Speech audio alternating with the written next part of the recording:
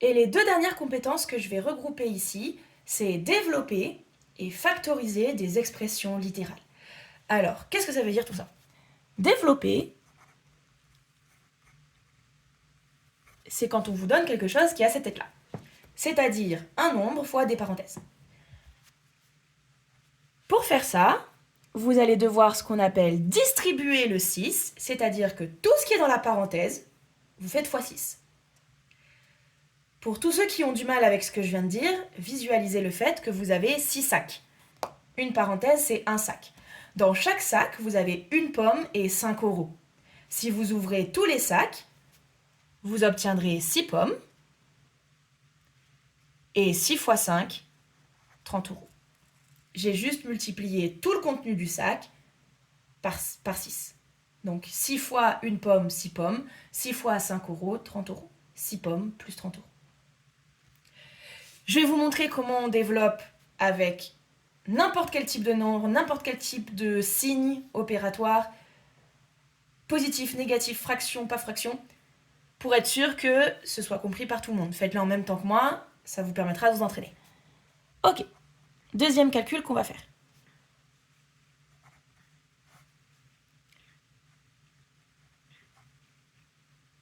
C'est un peu difficile.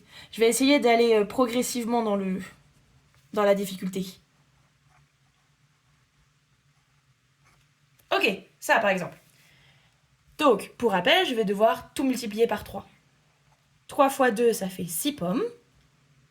Et 3 fois 4, ça fait 12. Il y a un moins. 3 est positif. Plus fois moins, ça fait moins. Si vous me donnez 3 fois 4 euros, l'argent, vous le perdez à chaque fois. Hein.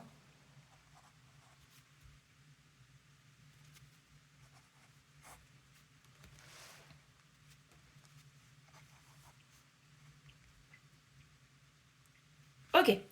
Maintenant, on va essayer avec... justement, on va essayer avec un moins devant.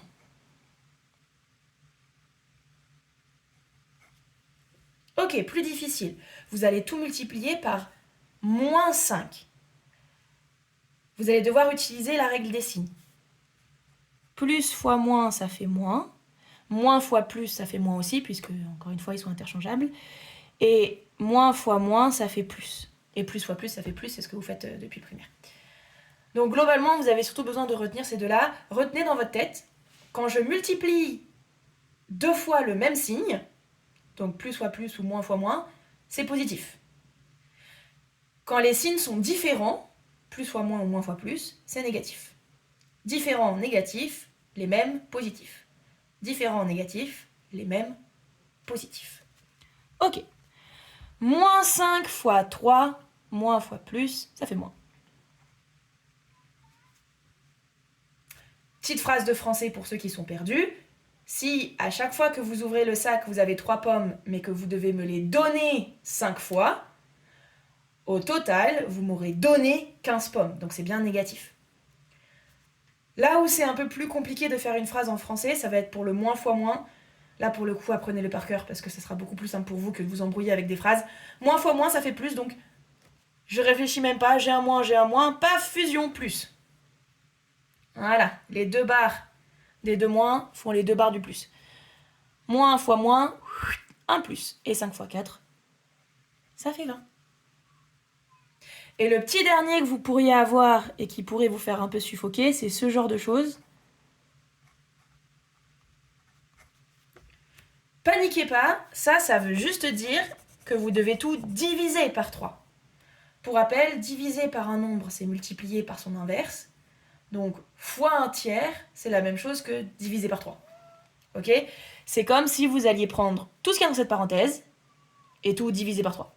Bon, c'est parti. 6 divisé par 3, ça fait 2. En gros, vous prenez le tiers du sac. Le tiers de 6 pommes, c'est bien 2 pommes. Et le tiers de 9 euros, ce sera 3 euros. C'est négatif, bien sûr, puisque vous devez à chaque fois de l'argent. Donc ça, c'est pour développer. En général, c'est ce qui est le plus facile pour vous. Et ensuite, il y a votre cauchemar ambulant qui s'appelle factoriser. Factoriser, ça a l'air terrifiant comme ça, mais en réalité, si vous êtes super rigoureux et que même si c'est une perte de temps entre guillemets, si vous suivez des étapes bien précises, vous vous tromperez absolument jamais. Ok. Supposons que je reprenne ce qu'il y avait dans le sac tout à l'heure du dé. En réalité, je peux faire d'autres sacs avec ça. Factoriser en français, c'est vous demander combien de sacs maximum je peux faire avec ça et qu'est-ce qu'il y aura dans chaque sac.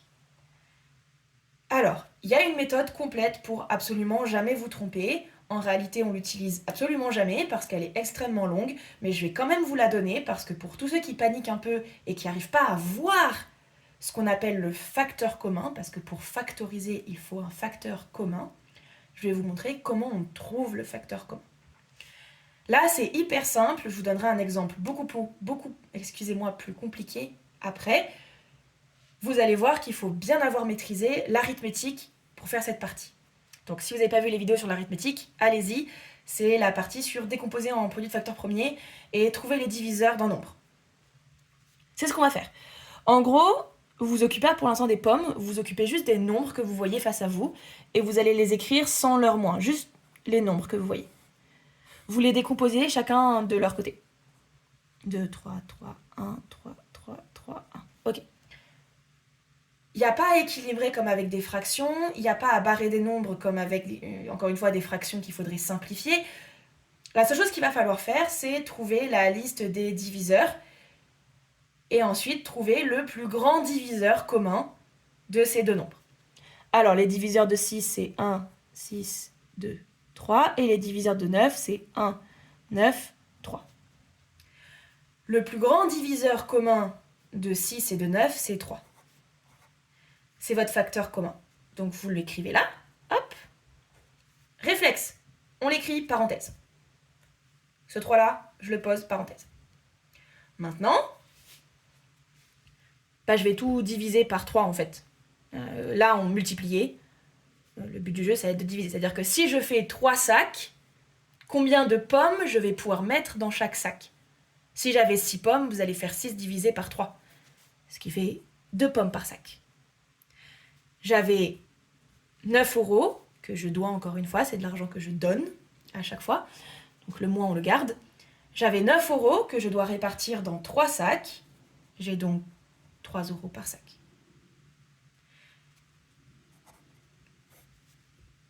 Toutes ces étapes-là, elles sont un peu longues, mais si jamais vous êtes bloqué sur la factorisation, faites-les. Et même si ça vous fait perdre un petit peu de temps, au moins vous aurez la bonne réponse à la fin. Et si vous êtes hyper rapide à faire ça, vous aurez la bonne réponse à chaque fois. Là, en l'occurrence, normalement, vous n'en avez pas besoin de faire tout ça, parce que comme les nombres sont très petits et que vous connaissez bien vos tables, vous pouvez juste remarquer que les deux sont dans la table de 3, et votre facteur commun, vous l'avez directement. Ce que vous avez souligné, vous le mettez devant. On ouvre les parenthèses par réflexe, parce que factorisation égale parenthèse. Et tout ce que j'ai pas souligné maintenant, je l'écris tel quel dans les parenthèses. Et on retrouve la même chose que tout à l'heure. Alors oui, c'est bien beau tout ça, mais qu'est-ce qui se passe? Pourquoi est-ce que je vous montre tout ça si en réalité, je peux juste voir que 3 est le facteur commun de 6 et de 9? Parce que des fois, vous le verrez un peu moins.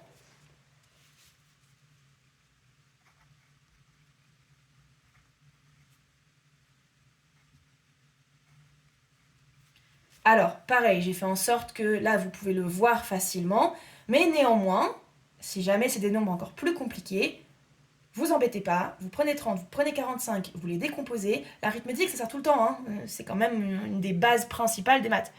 Donc c'est parti. On va décomposer 30 et 45.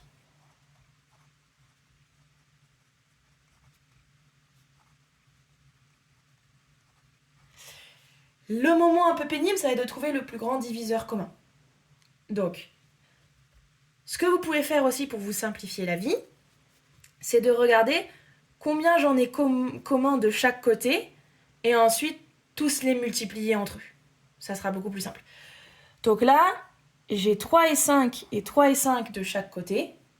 Donc le plus grand diviseur commun, ça sera 15. Super!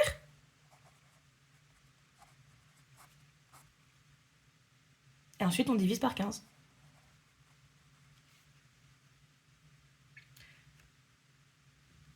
Donc voilà, c'est la méthode pour factoriser.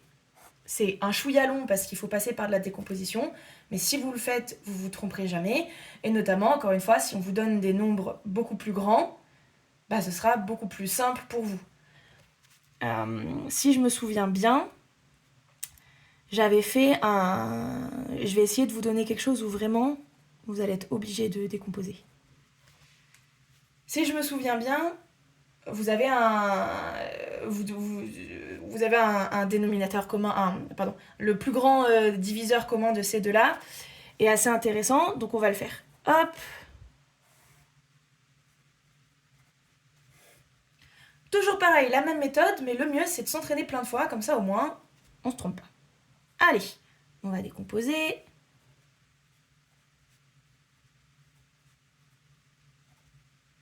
Ok, ici c'est dans la table de 3. Pour rappel, critère de divisibilité, 2 plus 3, 5, 5 plus 1, 6. On est donc bien dans la table de 3.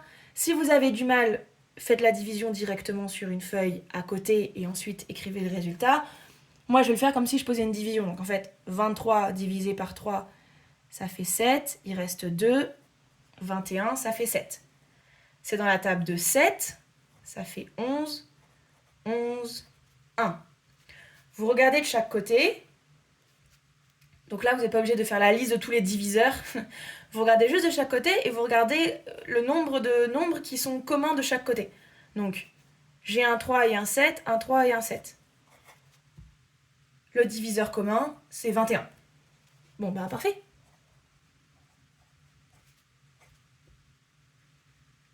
Donc, pour trouver, bah, en fait, vous multipliez ce qui reste là. Donc, c'est 4x plus 11. Ce que vous avez entouré, c'est votre facteur commun, vous le mettez devant. Ce que vous n'avez pas entouré, bah, en fait, vous les multipliez entre eux et vous les écrivez dans votre parenthèse. Là, on est bien d'accord avec ce type de calcul. J'ai fait de plus en plus dur, mais là, le 21, il saute pas du tout aux yeux. Personne ne connaît par cœur la table de 21, ou alors il a vraiment que ça à faire. D'accord ?